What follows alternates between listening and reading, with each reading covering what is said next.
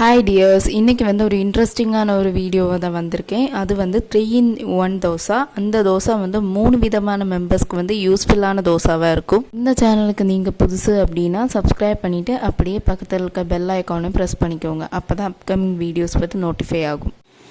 3-in தோசாவுக்கு வந்து தேவையான பொருட்கள் என்னென்னு பார்த்தரலாம்.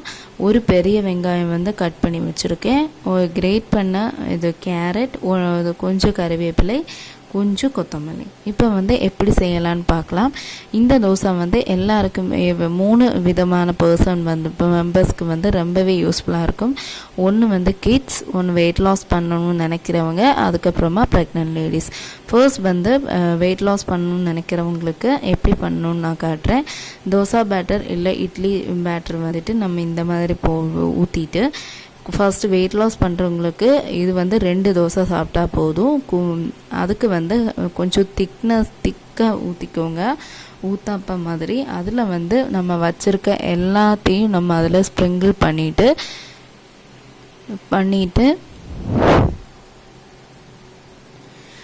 இதில் வந்து கொள்ளு இருக்குல்ல, காணம்னு சொல்லுவோம், அது வந்து ட்ரை ரோஸ்ட் பண்ணிவிட்டு பொடிச்சு வச்சுக்கலாம். பொடிச்சிட்டு இதுக்கு மேலே தூவி சாப்பிட்டோம் அப்படின்னா ரொம்பவே டேஸ்ட் வந்து சூப்பராக இருக்கும். பட் இந்த தோசாவுக்கு வந்து சைட் டிஷ் எதுவுமே தேவையில்லை. இதை வந்து ரோல் பண்ணி அப்படியே சாப்பிட்றலாம், ரொம்பவே ஃபில்லிங்காக இருக்கும். நீங்கள் வந்து வெயிட் லாஸ் பண்ணணும்னு நினைக்கிறீங்க அப்படின்னா ரிஃபைண்ட் ஆயில் வந்து கண்டிப்பாக ஸ்கிப் பண்ணிக்கணும். அதுக்கு பதில் ரைஸ் பிராண்ட் ஆயில் இல்லாட்டி கடலெண்ணெய் வந்து யூஸ் பண்ணிக்கோங்க. அப்போ தான் ஃபாஸ்ட்டாக வந்து வெயிட் லாஸ் ஆகும். இதுக்கு வந்து ஒரு லிட் போட்டு மூடிட்டு வேக விட்டுடலாம். இப்போ வந்து இப்படியே வேணாலும் எடுக்கலாம். ஆல்ரெடி குக் ஆகிருக்கும். பட் திருப்பி போடணும் அப்படின்னு நினைக்கிறவங்களுக்கு ஒரு 3 செகண்ட்ஸ் வந்து போட்டுட்டு எடுத்துடலாம். இது ஆல்ரெடி குக் ஆகி தான் இருக்குது. ஸோ அதனால எடுத்துட்டோம். இப்போ வந்து கிட்ஸுக்கு அண்ட் ப்ரெக்னென்ட் லேடிஸ்க்கு வந்து எப்படி வந்து சாப்பிடணும்னு சொல்லிடுறேன். அவங்களுக்கு வந்து இந்த தோசை வந்து ஒரு 3-4 தோசை சாப்பிட்லாம். 3 தான் வேணும்.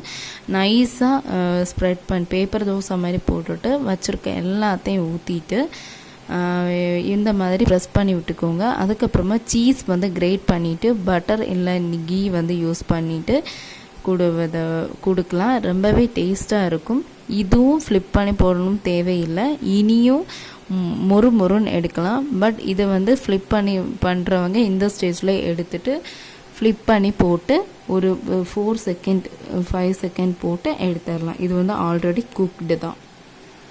இந்த தோசை வந்து வெரைட்டிஸ் வந்து உங்களுக்கு கண்டிப்பாக பிடிச்சிருக்கும்னு நினைக்கிறேன். கண்டிப்பாக ட்ரை பண்ணி பாருங்கள். நெக்ஸ்ட்டு டிப்ஸ் என்னன்னு பார்த்தீங்கன்னா, கிட்ஸ் வந்து சாப்பிட மாட்டாங்க. இப்போ லாக்டவுன் சிச்சுவேஷன், வீட்டில் இருக்காங்க அப்படின்னு இந்த மாதிரி தட்டில் இட்லி ஊற்றிட்டு ஒரு பவுலில் மிளகாத்தூள் வந்து ஸ்ப்ரெட் பண்ணி கொடுங்க. வளர்ந்த குழந்தைங்க அப்படின்னா சட்னி சாம்பார் ஊற்றி கொடுங்க, கண்டிப்பாக சாப்பிடுவாங்க.